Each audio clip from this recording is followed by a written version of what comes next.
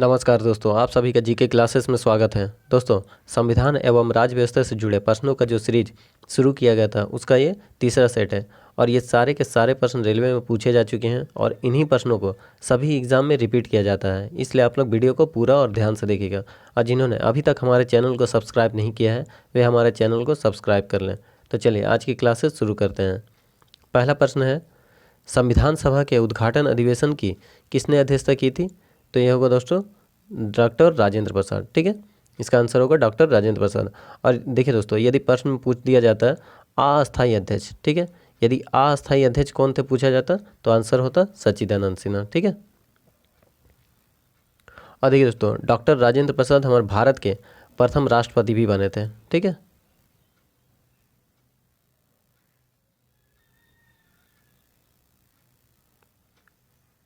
राज्यसभा के सदस्य का कार्यकाल कितने वर्षों का होता है? यह दोस्तों 6 साल का। 6 साल का राज्यसभा के सदस्यों का कार्यकाल होता है। और देखिए, राज्यसभा एक उच्च सदन होता है, ठीक है, और ये स्थायी भी होता है। ठीक है, स्थायी सदन होता है, उच्च सदन होता है। तो ये भी प्रश्न पूछे जा चुके हैं।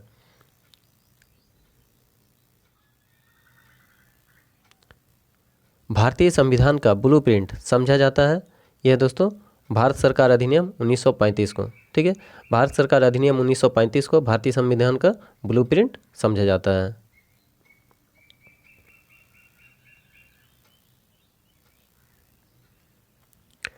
चुनाव अधिकारी निम्न द्वारा चयनित किए जाते हैं। देखिए, चुनाव अधिकारी राष्ट्रपति द्वारा चयनित किए जाते हैं। ठीक है,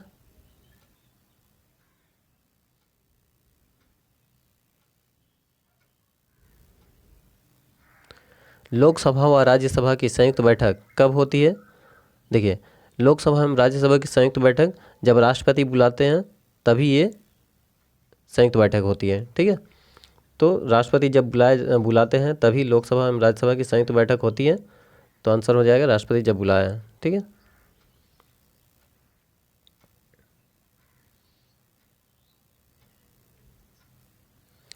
फाइनेंस कमीशन यानी वित्त आयोग की नियुक्ति कौन करता है?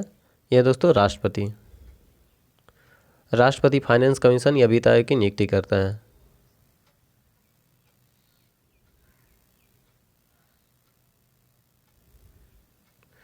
जुलाई 1946 में बनी संविधान सभा यानी कॉन्स्टिट्यूएंट असेंबली के सदस्यों में से निम्नलिखित में कौन नहीं था?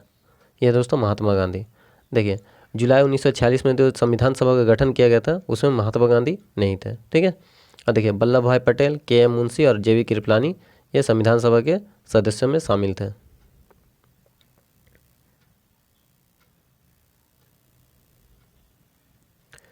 भारत में कार्यकारिणी निम्नलिखित में से प्रत्यक्ष रूप से उत्तरदायी होता है राष्ट्रपति के प्रति।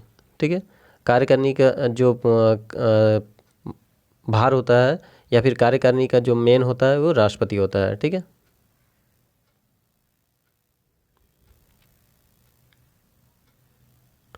निम्नलिखित में से संविधान का कौन सा एकात्मक लक्षण है? देखिए, प्रथम ऑप्शन है राष्ट्रपति किसी भी राज्य का शासन अपने अधिकार में ले सकता है यदि संविधानात्मक मशीनरी ठप पड़ गई हो।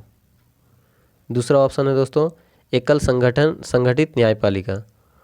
तीसरा में ये सभी है और राष्ट्रपति आपात की घोषणा। देखिए दोस्तों, इसका आंसर हो जाएगा सभी। ठीक है, इसका आंसर सभी हो जाएगा। देखिए,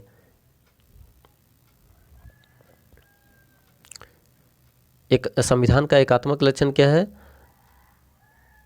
राष्ट्रपति किसी भी राज्य का शासन अपने अधिकार में ले सकता है यदि संविधानात्मक मशीनरी ठप पड़ गई हो। ठीक है, एकल संगठित न्यायपालिका और राष्ट्रपति आपातकाल की घोषणा कर सकता है। तो ये सभी आंसर होगा।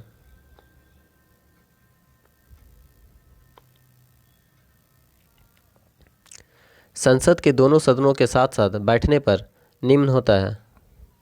देखिए, संसद के दोनों सदन साथ साथ बैठते हैं कब?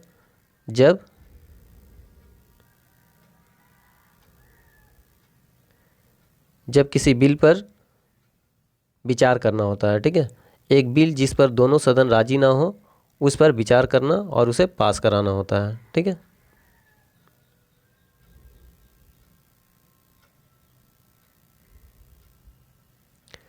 विभिन्न राज्यों में राज्यसभा की कुल सीटों का ब्यौरा भारतीय संविधान की किस अनुसूची में उल्लिखित है? देखिए, राज्यसभा की कुल सीटों का ब्यौरा दोस्तों ये चतुर्थ अनुसूची में है। ठीक है,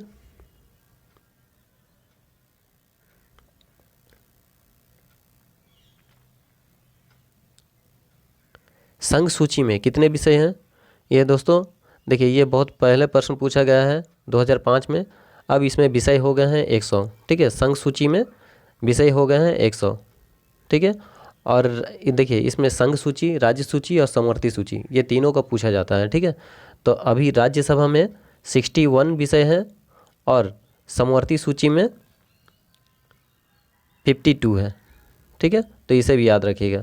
और देखिए दोस्तों, इसके बारे में थोड़ा बता दूं, संघ सूची में जितने भी विषय होते हैं उस पर कानून बनाने का अधिकार केंद्र सरकार के पास होता है। ठीक है, और राज्य सूची में जितने भी विषय होते हैं उनमें कानून बनाने का अधिकार राज्य सरकार के पास होता है। और समवर्ती सूची में जितने भी विषय होते हैं उस पर केंद्र सरकार और राज्य सरकार दोनों ही कानून बना सकते हैं।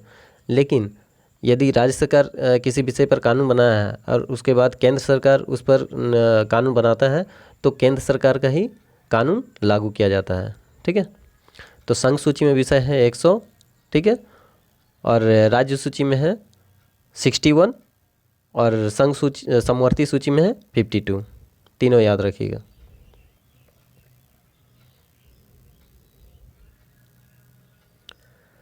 उच्च न्यायालय में न्यायाधीशों की संख्या का निर्धारण कौन करता है? यह दोस्तों राष्ट्रपति। ठीक है, उच्च न्यायालय में न्यायाधीशों की संख्या का निर्धारण राष्ट्रपति करता है।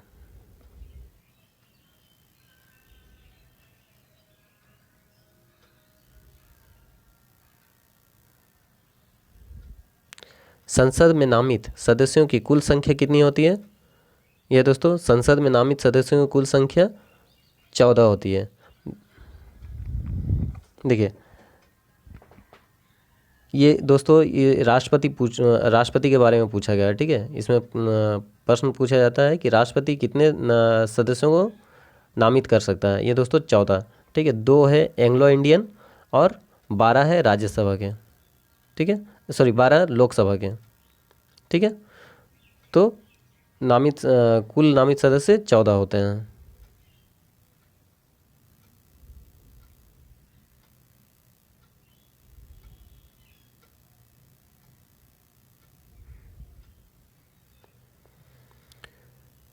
किस विधेयक पर राष्ट्रपति की पूर्व अनुमति लेना आवश्यक है? यह दोस्तों धन विधेयक और वित्तीय विधेयक दोनों होगा। ठीक है, भारत के राष्ट्रपति के विरुद्ध महाभियोग कौन लगा सकता है? देखिए, भारत के राष्ट्रपति के विरुद्ध महाभियोग लगा सकता है संसद। ठीक है, और देखिए भारत के राष्ट्रपति के विरुद्ध महाभियोग लगाया जाता है अनुच्छेद 61 के तहत। ठीक है, अनुच्छेद 61 के तहत महाभियोग लगाया जाता है और राष्ट्रपति को इसकी सूचना 14 दिन पहले दी जाती है। ठीक है,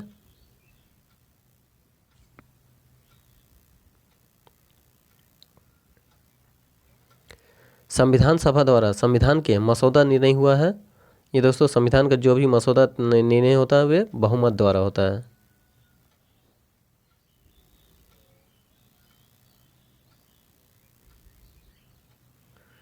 उच्चतम न्यायालय का न्यायिक पुनर्वालोकन का तात्पर्य है? देखिए, उच्चतम न्यायालय का न्यायिक पुनर्वालोकन का तात्पर्य है दोस्तों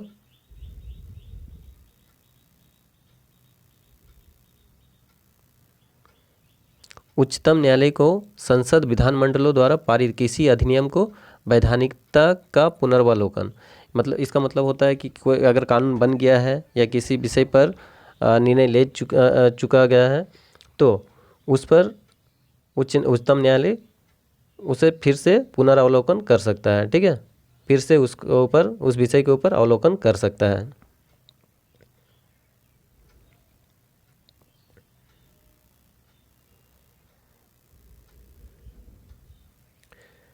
सूची भारतीय संविधान के विदेशी स्रोत तथा सूची 2 देश को मिलान करना है। देखिए इसमें मिलान करना है। देखिए फ्रांस का जो है फ्रांस से गणतंत्रतात्मक शासन लिया गया है। ठीक है, फ्रांस से गणतंत्रतात्मक शासन लिया गया है, गणतंत्रतात्मक शासन। ठीक है, और कनाडा से लिया गया है संघी सूची, जर्मनी से लिया गया है आपात उपबंध उपबंध, और ऑस्ट्रेलिया से लिया गया है समवर्ती सूची। ठीक है, तो ये चारों मिलान हो गया। ठीक है,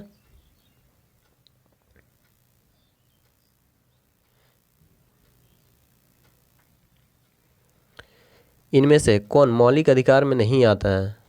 देखिए, मौलिक अधिकार में कौन सा नहीं आता है? ये दोस्तों देखिए, समानता का अधिकार मौलिक अधिकार है, शोषण के विरुद्ध अधिकार ये भी मौलिक अधिकार है, और स्वतंत्रता का अधिकार ये भी मौलिक अधिकार है। तो आंसर होगा इनमें से कोई नहीं, ये तीनों ही मौलिक अधिकार में आते हैं। ठीक है,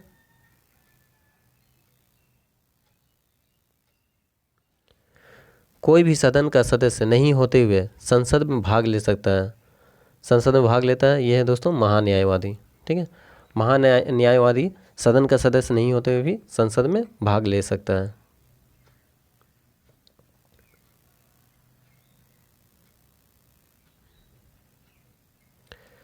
किस व्यक्ति के प्रथम बार कार्यकारी प्रधानमंत्री के रूप में पदभार संभाला था? ये दोस्तों गुलजारी लाल नंदा। ठीक है, गुलजारी लाल नंदा ने पहली बार कार्यकारी प्रधानमंत्री के रूप में पदभार संभाला था, और दोस्तों इसका समय है 1964। ठीक है, डेट भी याद रखिए।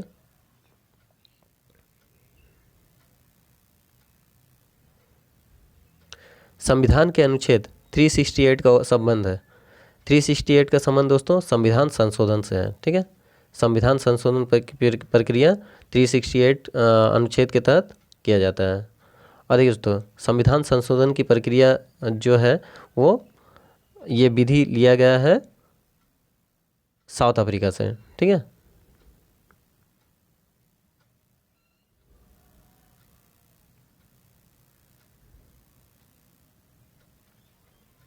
राष्ट्रपति एवं उपराष्ट्रपति दोनों पदों की रिक्तता की स्थिति में कौन राष्ट्रपति का पद संभालता है? देखिए, जब राष्ट्रपति और उपराष्ट्रपति दोनों ही अनुपस्थित हो या उनका पद खाली हो, तो उस समय कौन संभालता है उसका पद? ये दोस्तों सर्वोच्च न्यायालय का मुख्य न्यायाधीश। ठीक है,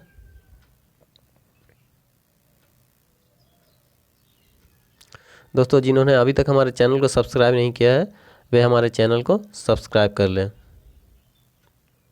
ऐसे वीडियो आपको मिलते रहेंगे। असम विधानसभा में डेढ़ सदस्य हैं? ये दोस्तों 126 सदस्य हैं। ठीक है, असम विधानसभा में 126 सदस्य होते हैं।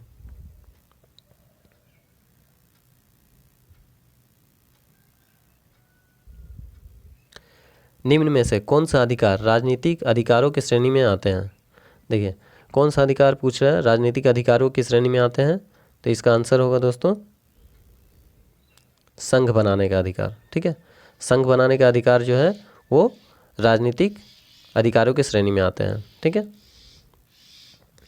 भारतीय संघ की आधिकारिक भाषा, भारतीय संघ की आधिकारिक भाषा के रूप में संविधान द्वारा किसे मान्यता प्राप्त है? देखिए, हिंदी को। ठीक है, हिंदी को भारतीय संघ की आधिकारिक भाषा के रूप में संविधान द्वारा मान्यता प्राप्त है। ठीक है, चलिए आगे देखते हैं। भारत एक धर्मनिरपेक्ष राज्य है, इसका मतलब है कि भारतीय राज्य क्या है दोस्तों? देखिए, भारत एक धर्मनिरपेक्ष राज्य है, मतलब इसका कोई अपना धर्म नहीं है। ठीक है, देखिए भारत जो है ये किसी निश्चित धर्म का समर्थन नहीं करता है। ठीक है,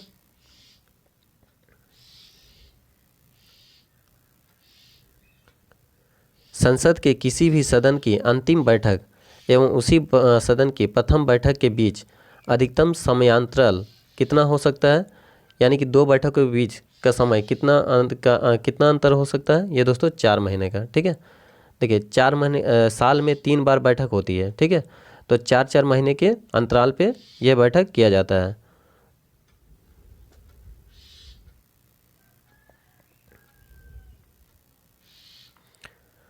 भारतीय संविधान द्वारा गारंटी प्राप्त निम्न में से कौन मौलिक अधिकार नहीं है? देखिए दोस्तों, कौन सा मौलिक अधिकार नहीं है पूछ रहा है।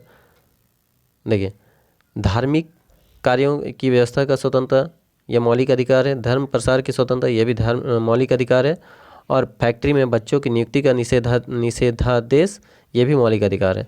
तो दोस्तों ये प्राइमरी स्तर पर तक मुफ्त एवं अनिवार्य शिक्षा ये मौलिक अधिकार नहीं है। देखिए दोस्तों, ये मौलिक ड्यूटी यानी मौलिक कर्तव्य के अंतर्गत आता है। ठीक है, प्राइमरी स्तर तक मुफ्त एवं अनिवार्य शिक्षा देना बच्चे को मौलिक कर्तव्य के अंतर्गत आता है।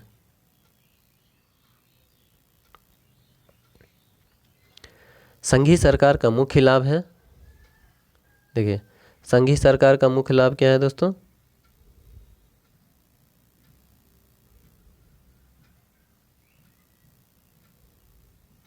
देखिए संघीय सरकार का यह क्षेत्रीय स्वायत्तता के साथ राष्ट्रीय एकता को एकीकृत करता है। ठीक है, संघीय सरकार का मुख्य लाभ क्या है? यह क्षेत्रीय स्वायत्तता के साथ राष्ट्रीय एकता को एकीकृत करता है। ठीक है,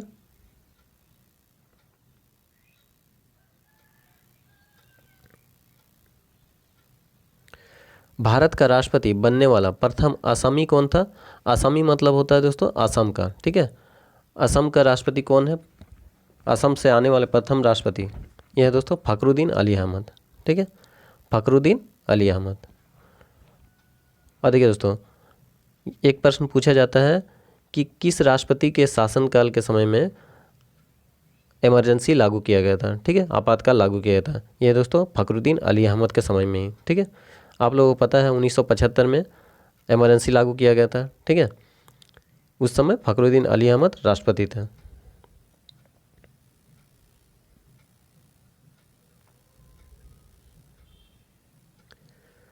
भारतीय संविधान के मुख्य प्रस्तावना है, यह दोस्तों विचार, अभिव्यक्ति, विश्वास, आस्था और उपासना। ठीक है, यह भारतीय संविधान के मुख्य प्रस्तावना है।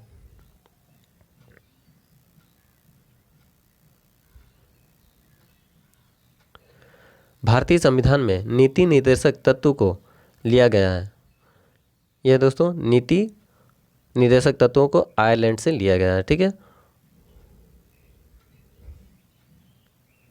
और देखिए दोस्तों नीति निर्देशक जो तत्व है वो अनुच्छेद 36 से 51 तक में है। ठीक है, अनुच्छेद 36 से 51 में नीति निर्देशक तत्वों का उल्लेख है।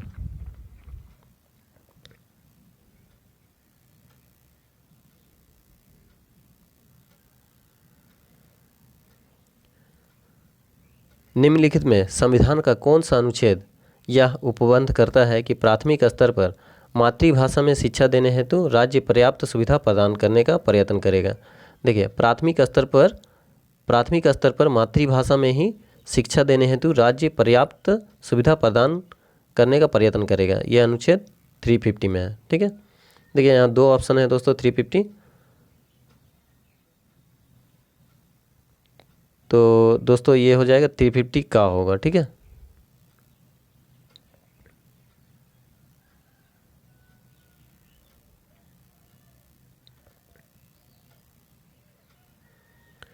संविधान सभा के समक्ष किसने उद्देशिका प्रस्तावित किया था?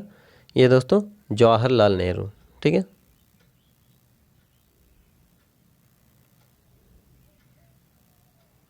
उद्देशिका प्रस्तावित किया था जवाहरलाल नेहरू।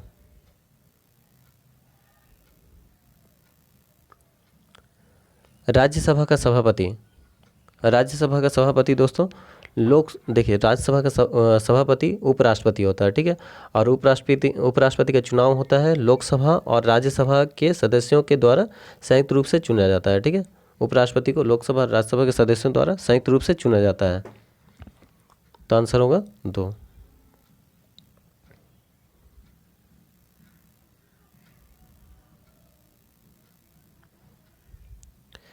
भारत सरकार के परिव्यय को नियंत्रित करने का अधिकार पूर्णतः किसमें निहित होता है?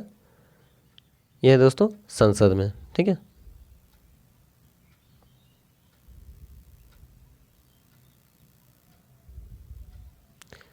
कोई विधेयक धन विधेयक है या नहीं, इसका निर्णय कौन करता है?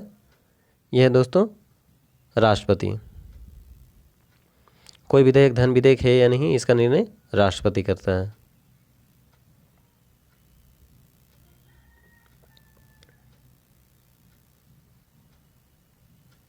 भारत के राष्ट्रपति निर्विरोध चुना गया। देखिए भारत का राष्ट्रपति जिसे निर्विरोध चुना गया था यह है नीलम संजीव रेड्डी। ठीक है, नीलम संजीव रेड्डी को निर्विरोध राष्ट्रपति चुना गया था और इसका कार्यकाल था दोस्तों 1977 से 82। ठीक है,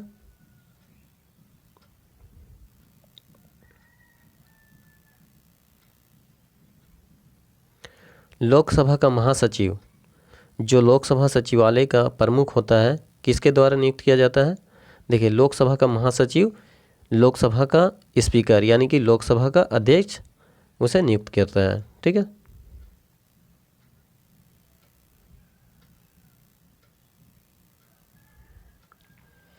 उपराष्ट्रपति का कार्यकाल कितना होता है? ये दोस्तों 5 वर्ष का। ठीक है। देखिए, राष्ट्रपति, उपराष्ट्रपति और राज्यपाल का कोई सीमा नहीं होता दोस्तों। राष्ट्रपति और उपराष्ट्रपति दोनों का कार्यकाल 5 वर्ष का होता है। ठीक है।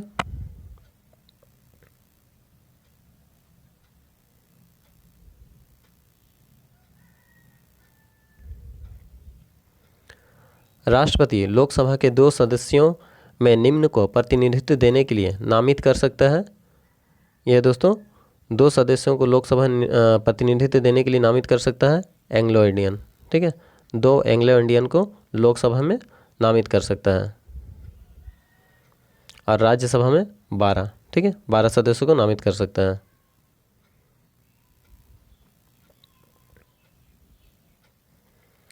निम्नलिखित में से कौन सा भारतीय नागरिकों का मूल अधिकार नहीं है? ये दोस्तों कार्य का अधिकार। ठीक है, कार्य का अधिकार भारतीय नागरिकों का मूल अधिकार नहीं है।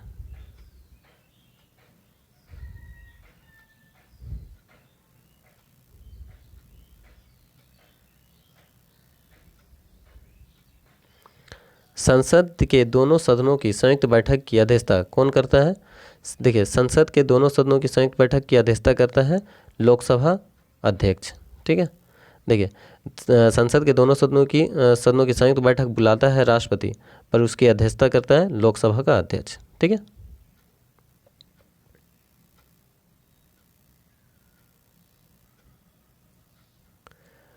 भारत प्रभुत्व संपन्न लोकतांत्रिक गणराज्य कब बना था?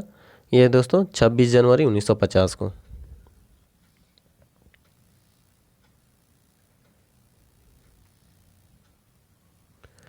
भारतीय संविधान प्रदान करता है यह दोस्तों एकल नागरिकता। ठीक है। एकल नागरिकता का मतलब होता है सिंगल सिटीजनशिप।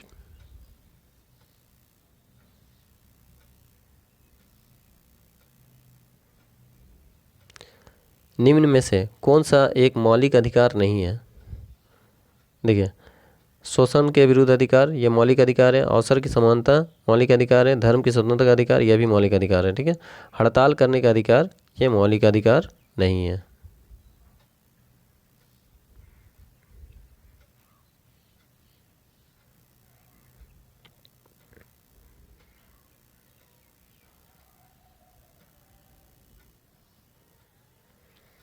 मंत्रिपरिषद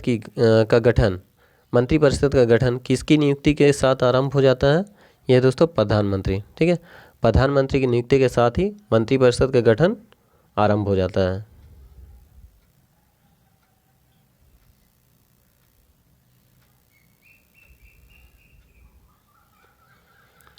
पंचायती राज के चुनाव में खड़े होने के लिए एक व्यक्ति की आयु डेज की होनी चाहिए। कितनी होनी चाहिए दोस्तों? पंचायती राज के चुनाव में खड़े होने के लिए किसी को भी, अगर कोई भी पंचायत राज के चुनाव में खड़ा होता तो उसकी उम्र कम से कम 25 होनी चाहिए। ठीक है,